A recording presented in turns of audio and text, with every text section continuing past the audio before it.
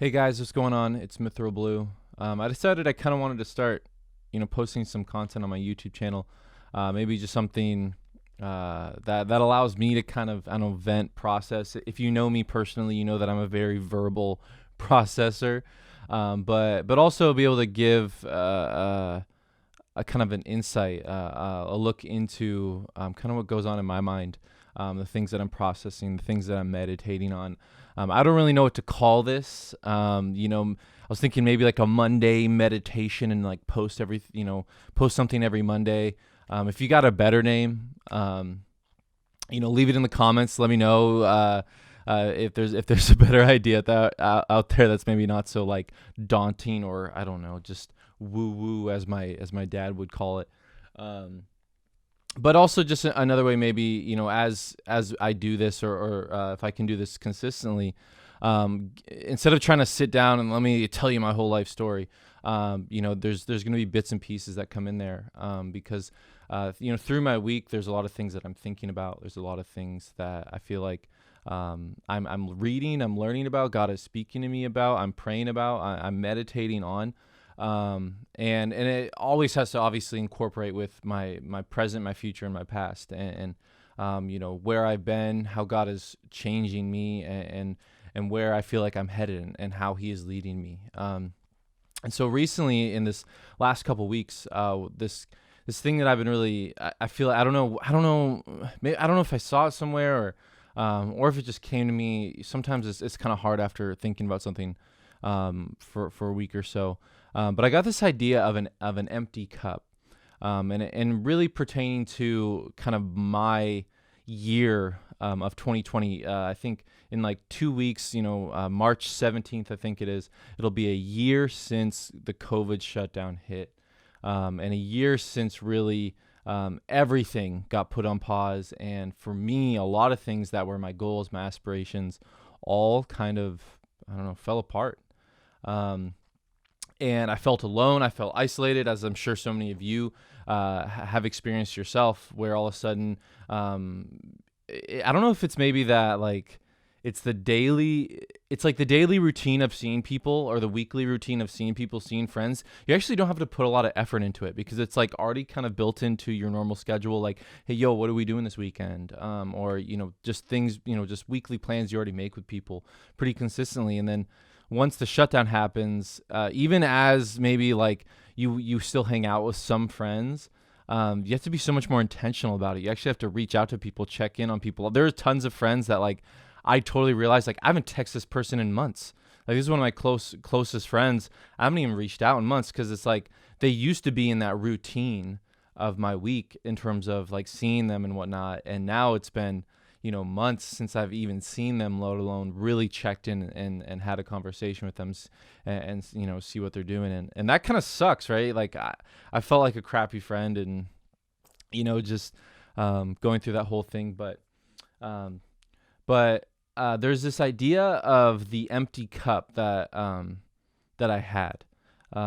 This idea that I think, as human beings, we're all born. I think a cup is a great representation, especially for Americans. I mean, especially just for the 21st century, I guess, where there's so much out there. There's so much information. There's so many different definitions and ideas of success. There's so many ways to attain that success in so many different areas. And now it's really about like make it your own. Like, right, do what you want to do. Go out there and get what's yours, and all that stuff. And as a Christian, there's the same struggles. Christians aren't above anything. And for me personally, like, it's a struggle, but it's a struggle because I'm subscribed to something that says, like, I need to actually interpret, or I need to actually digest this information differently. And so in terms of like the empty cup idea, I guess you call it an empty cup dilemma, where we're all born into this world as a cup, as a vessel that needs to be filled with things. That is, I think that there's longings, there's passions, there's ideas, there's things that excite you, there's things that when you lose it, it hurts and it's painful. There's fears, there's anxieties, there's aspirations. I don't know if I said that twice, but um, we're constantly trying to fill ourselves with things, right? We're constantly, whether that's, on Instagram, let me get those likes, let me get those follows. As an artist, as a rapper, producer, it's got to get more streams, got to get more followers. I want to create a music career for myself, which means I got to get followers on Instagram. I got to there's all just the hoops you got to jump through. Especially in the 21st century. Then there's just the day, like, okay, I got to get a job that's going to be able to afford my lifestyle, that I want to get the car that I want. I want to be able to go on vacations. I want the wife, I want the Hollywood looking lifestyle. And so it becomes this race to fill ourselves with whatever we can find, really, anything that'll give us that dopamine rush, right? And so what I think what was weird for me in 2020 was, and I've said this, multiple times, but, if you never met me, this would be the first time you hear it. But 2020 was the best year of my life. I'm turning 26 this year in 2021. But it was the best year of my life. Out of the 25 years that I have lived, or almost 26 that I've lived, it was the single greatest year of my life. So did that mean that like I blew up on Instagram or my music blew up? No, that's not what it meant. It was the most difficult and painful year of my life, but also the greatest year of my life. And I'll let you know what that means, or what I mean by that. Going back to the thought of an empty cup, or what I call the empty cup. It's not necessarily that the cup is always empty. But I think all of us instinctively, we were born as a vessel with this hole at the bottom. And depending on our life experience, depending on, how healthy we are, day-to-day lifestyle, that hole is either large or small. But there's still a hole. And it's pretty obvious, just like a bathtub, just like anything else. Doesn't matter how small that hole is. And it doesn't matter how thick the liquid is or how thin it is. Eventually, if there's a hole at the bottom of a cup, and it doesn't matter how fast you're pouring water in, it's eventually always going to drain out, and we're always going to be left empty. And that doesn't feel good for anybody, right? Not only does being empty not feel good, but actually feeling the feeling of yourself draining down of affirmation, of self-value, of feeling accepted, of feeling successful, those sorts of things, feeling that water line slowly decrease, is scary, or even rapidly decrease is scary. Or maybe you don't feel it at all, but then you wake up the next morning, and when you went to bed, it was up here. When you woke up the next morning, it was down here. You didn't even see it move, right? And so, what is so difficult about that is, just like if we were to fix a bathtub, I guess, or to fix really anything that holds water, right? You can't mend the hole while it's full of water. Or at the very least, it's really difficult to. And most of the time, we'll try to we'll do a patch job, right? We'll put a Band-Aid on it. Maybe we put some duct tape on it. But if anybody's duct taped a pipe before, it always ends up leaking again. And it's not really a real fix. And the only way to really fix it is actually to get completely drained out, right?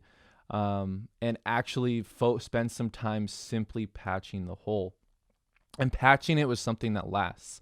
And so for me, if you don't know me, I'm a drug addict. I OD'd like 6 years ago now. I've been to this road of recovery. And I thought, okay, once I got drugs out of my life, all my other issues would just go away.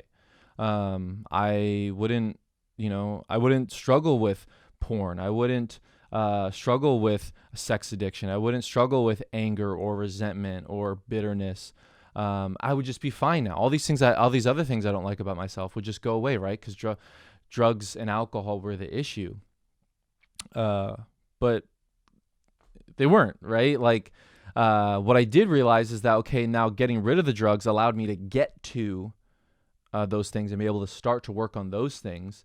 And I couldn't deal with those things until I was sober-minded, at least in terms of drugs and alcohol. And then even then, when it comes to pornography, when it came to lust, when it came to sex addiction, like, I had to figure out how to put up boundaries to be able to stay sober-minded from those things long enough to deal with the root cause as to why I was seeking out those things. And so when 2020 hit, I think for a lot of people, myself included, all these things that were easy to ignore, because of work, because of the busyness of life, we're able to have so many things to be able to fill ourselves up with, right? And it's almost like this race, this like anxious race of trying to fill our cup faster than it's emptying, because we don't want to be seen. We don't want people to see us empty. We don't want to look like we're empty. It also doesn't feel good to be empty or to be decreasing. So it becomes this anxious race. And so when 2020 hit, everything's put on pause. A lot of people were forced to look at and forced to watch themselves just empty out, because everything stops and everything was still. And for me, that the real issue, for me, and me being married, right? There was issues of lust and sex addiction and pornography that I'd been working on, but there was still so much shame, so much fear, so much. I was still hiding things from my wife, things that I was embarrassed about, things that I was shameful of. I was still hiding from her. And if you're married, like this person's my best friend, to be having this super hard internal struggle and not being able to talk to the person I'm most intimate with about it, that's really hard. And it feels crappy. Now it's easier to swallow when I'm super busy all the time. I don't have time to face it. When 2020 hit, it looked me square in the face. And I had to actually choose to do something about it. And so it was really difficult. Christina got hurt. And I haven't been perfect since then either. But I have been getting better. And if it wasn't for 2020, I would have never had to, God knows how long it would have taken, probably some big catastrophe, like it happened with me and drugs and alcohol. It took a massive catastrophe, a master catastrophe, shout out to Chris, for me to finally choose to shift my way of living when it came to using drugs and drinking. It took me ODing. It took me to almost dying, for me to finally choose to make that change. And so when it came to this, similarly, like it probably would have taken some sort of like large infidelity or something for me to finally like address this. Because when we're in the gray area, it's really easy to hide stuff. And so, there are things that even before we were married, that like I told her bits and pieces of, but wasn't really honest about. And so I finally I had to tell her. I laid it all out, and it was really painful. And we didn't talk for a couple of days, and that was really scary. I didn't know what was going to happen, but slowly we progressed and slowly we grew. And like, I'm still not perfect by any means, right? There's still things that like, there's so much stuff even if I took away, I take all social media off my phone now. I pretty much just have YouTube and Twitch, and there's even still stuff on YouTube, right? I have to have Covenant eyes, which is embarrassing. It can be embarrassing to say. I feel like for most people, like nobody wants them to know they have Covenant, but basically it takes screenshots of my phone, right? So, and she gets those screenshots and it'll just take them randomly. But I have to have that level of accountability. And guess what? I'm still not perfect. Guess what? There's still like provocative things on YouTube that are tempting, and that when I'm in that mood, it's like, maybe it won't screenshot, it won't flag this, because it's in that gray area, right? It's just a provocatively dressed woman or something, right? It's not porn, it's not soft porn. Like, it'll be okay, and it makes it really difficult to negotiate that. So I'm still not perfect by any means. However, being forced into that level of transparency, it's not necessarily about being perfect, but if I can be transparent, if I can be honest, the big book says that in AA we say, or any recovery group, there's this saying, anyone has the capacity. Doesn't matter how bad or how addicted you are to anything, anybody can recover from anything as long as they have the capacity to be honest. And I love Pastor Mike Todd from Transformation Church. He says there's a difference between being honest and transparent. Honest is telling the truth when somebody asks you. Being transparent is telling the truth and being honest even when nobody's asking. It's actually it's a rigorous honesty is what we say in AA or in Celebrate Recovery, a rigorous honesty.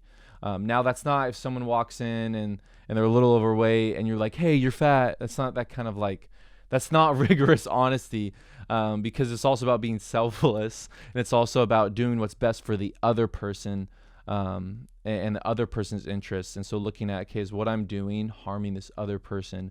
If so, how can I amend that? That's a whole nother talk for another time. So if we go back to this empty cup, for me, I realized, man, I had to completely let go of everything. I was able to recognize, for me with music, like I had a band, I had goals, I had it all figured out, and 2020 hit, everything fell apart. And it made me realize, something like music that used to be a really great outlet for me to express myself. I would start making music and I would get tempted, and I would start feeling like that's when it would trigger me to go look at porn or something of the like, right? And I was like, why is that, God? Why is that happening? And I realized that the biggest source of that, of me wanting some sort of sexual affirmation, was to get valued, was to feel valued, was to get affirmation from people. And first, before I was married, like, if you're one of my ex-girlfriends, I am really sorry, right? Like, firsthand, I was manipulative.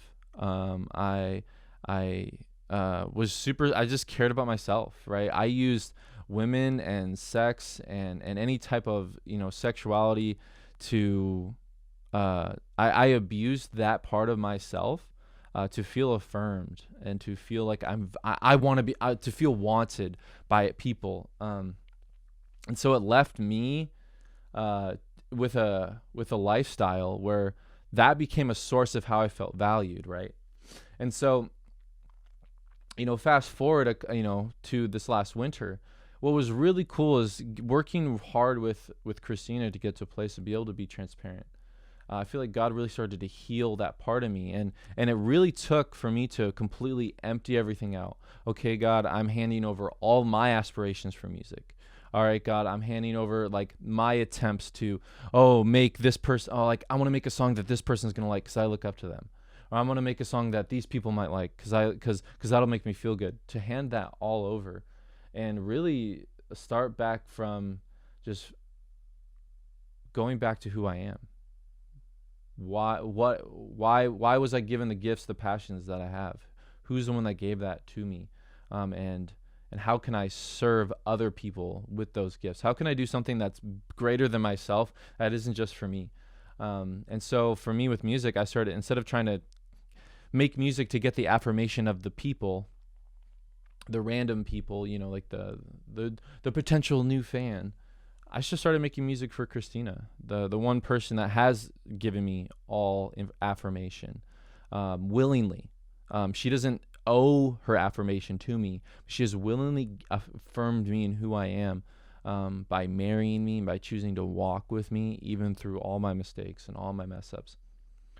And that really allowed me to see how God is able to really start mending the brokenness inside of me. And as I'm that cup, and I could even fill myself, if I could fill myself with like really good things, right? Like with really like just great positive, like great community, great relationships, like no superficial things, like some really high quality H2O. But if I still have that hole at the bottom, it doesn't make a difference. I'm still empty. So I had to empty myself out. I had to let myself drain out.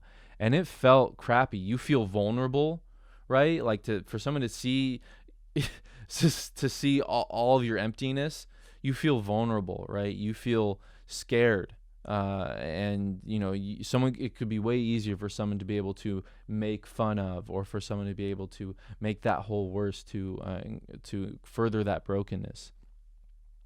But once I was able to do that, and I allow God to come in and begin to mend that hole, and I think the difference between him trying to mend it and me trying to mend it is, well, he's the one that made it, right? He's the one that makes the vessel, so he's the only person that has the materials to mend that hole. I think it's kind of like anything else, right? If I were to buy an iPhone, and I have an issue with an iPhone, but I go to Android to fix that issue, they might have some similar things, but it's probably going to mess my phone up, right? It's probably going to totally, like, they're not going to have the exact proprietary materials to fix my phone.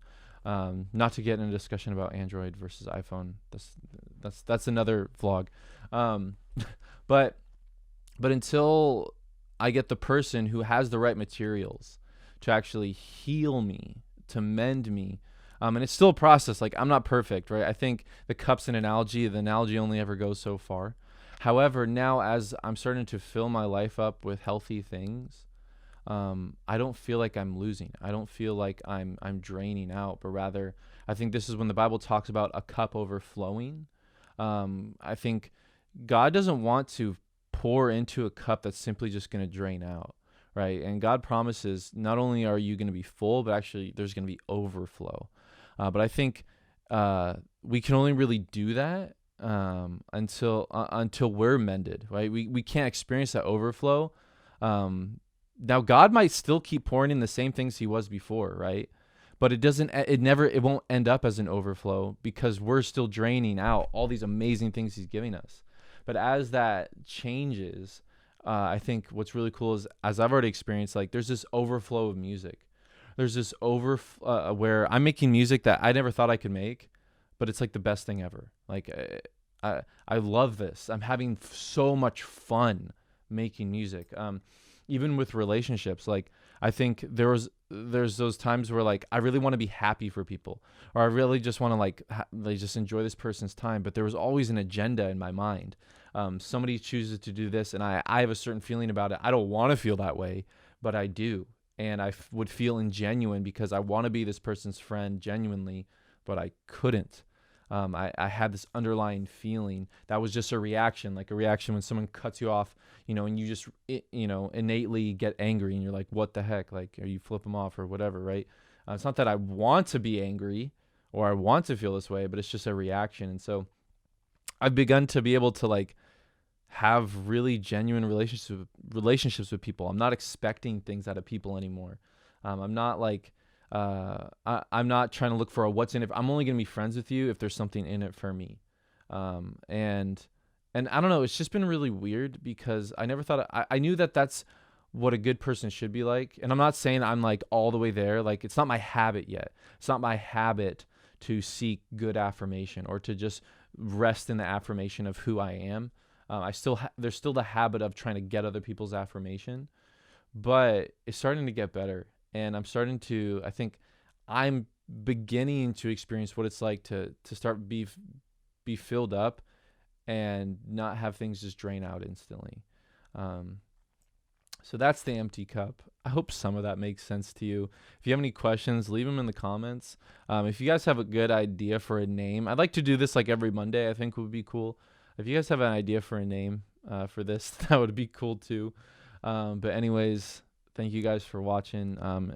If you're a friend, I really appreciate this. I know sometimes, like, it's difficult to have serious conversations in person for some reason. And if you've never met me before, again, like, welcome. What the great thing about YouTube and the internet and online community is that, like, we can make some real cool relationships online. So I hope to do that with you. And honestly, thank you guys for watching. I don't know how long this is going to be, but it's probably going to be way too long. But thanks guys so much. And hope to see you next week.